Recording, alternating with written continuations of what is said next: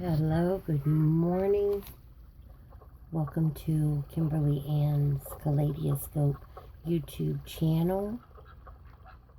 I looked within my tube to find a magical Kimberly Ann's Kaleidoscope in my mind. Like, subscribe, share. Bless me and you shall be blessed. So Isaiah 55:7.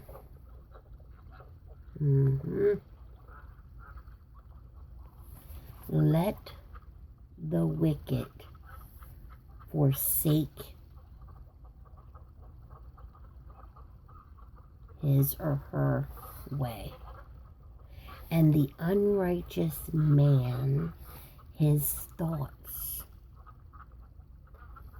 and let him return unto the Lord, one way or another, and he will have mercy upon him,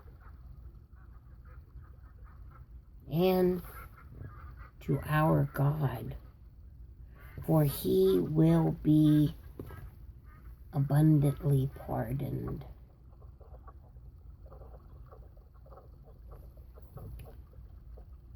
This passage outlines the path to receiving God's forgiveness.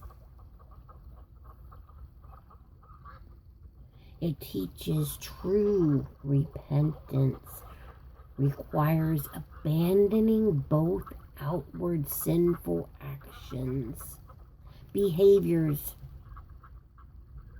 manners,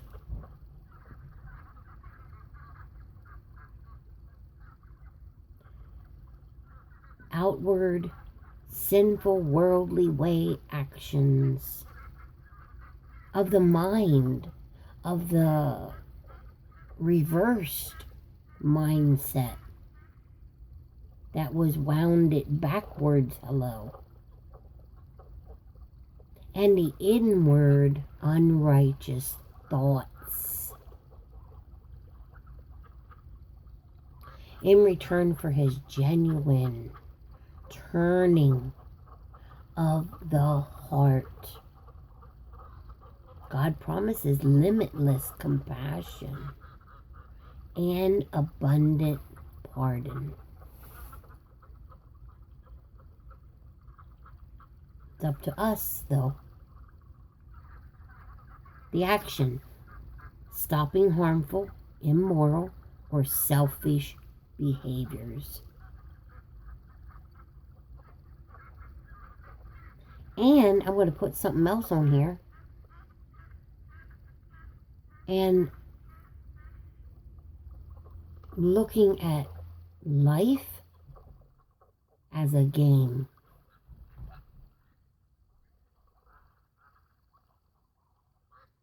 The meaning: God calls individuals to actively change their lifestyle, breaking the physical habits of the worldly manners, no manners at all, basically,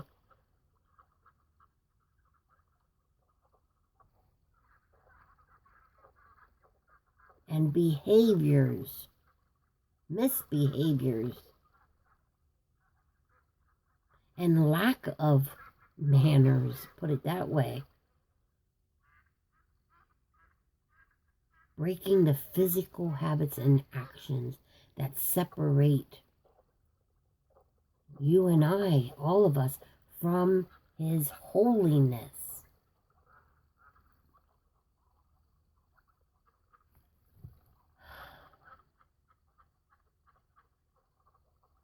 And the unrighteous man his thoughts. The action: abandoning inward thoughts, malicious intents, and cynical mindsets. The meaning: true repentance isn't just about controlling outward behaviors and mannerisms and doings. It requires a transformation of the mind and the heart, where sin usually originates.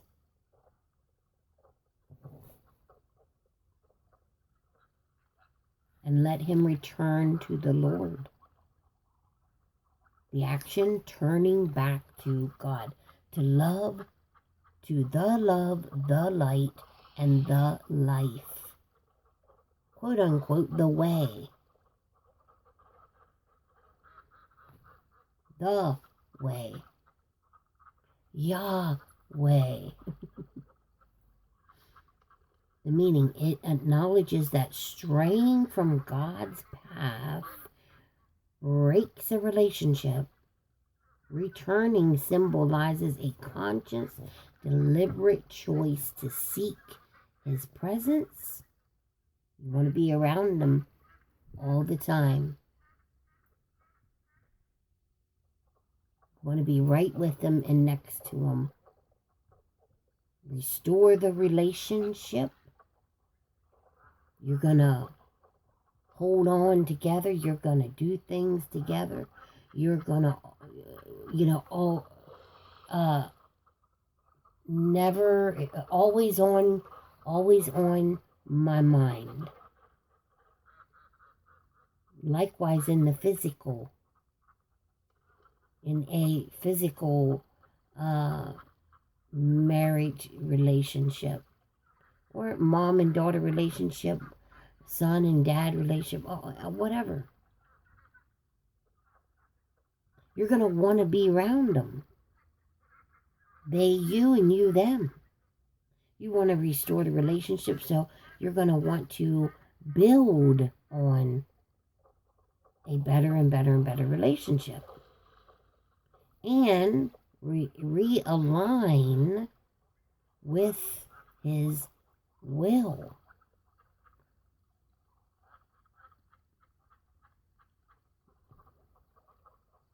And he will have mercy upon him and to our God, for he will abundantly pardon. The action, God's generous response to repentance. Forgiven. If it's meant truly from your heart, sincerely, say that correctly. I kind of make words up sometimes. The meaning, God does not hold grudges or punish eternally those who genuinely return to him. When we are outside of the will of God, we are unsheltered. We are not under his wings anymore. And so what goes around, comes around. So it's going to come no protection from the basically the karma, reaping and there's no protection from it coming back around, or even from others who are sending ill intent.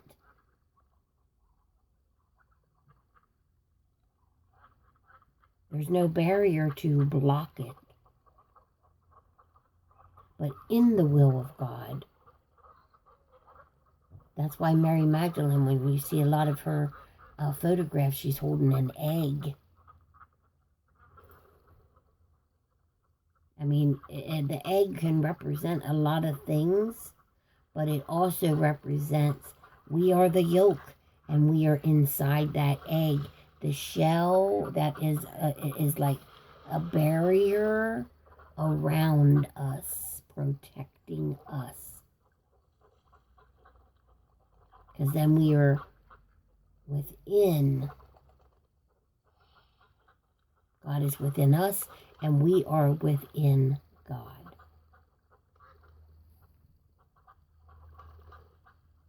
His grace and forgiveness are limitless, and he will generously pardon those who seek him.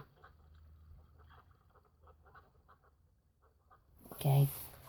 True repentance is accompanied by a genuine desire to love a life that is pleasing to God. It is not just a one-time event, but an ongoing process of aligning our thoughts, attitudes, and actions with God's truth and righteousness. It involves seeking his guidance, relying on his strength, and allowing his Spirit to transform us from the inside out. You know that song, everybody wants to go to heaven, but nobody wants to die. Meaning, they don't want to die of the flesh, worldly ways. They don't want to bring it to death.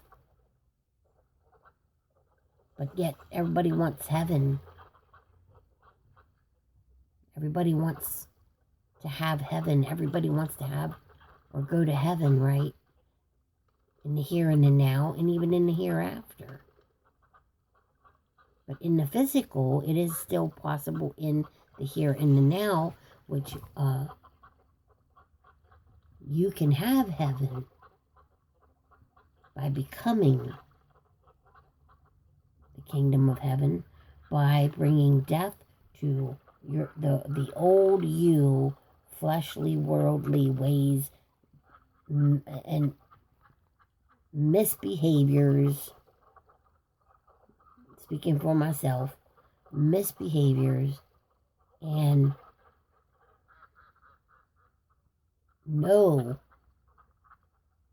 very low manner. You see? Because then you didn't even respect yourself. You didn't even have love for yourself.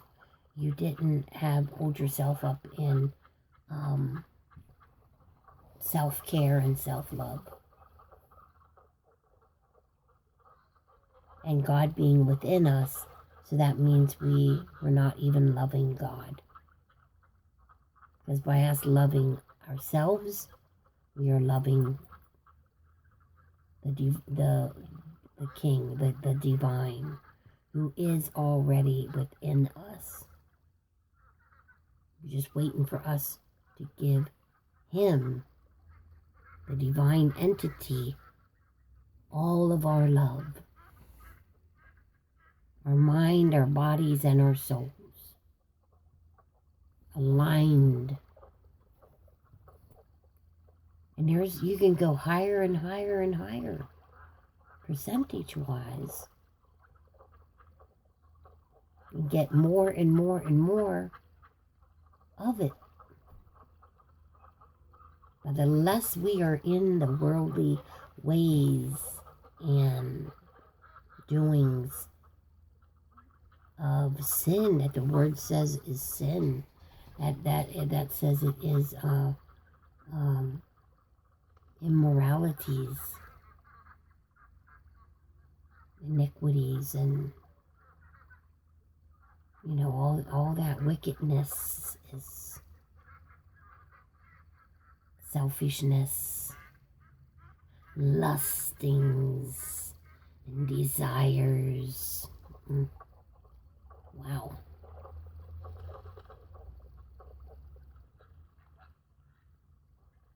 Yeah, I'm just picking up on some energies of that.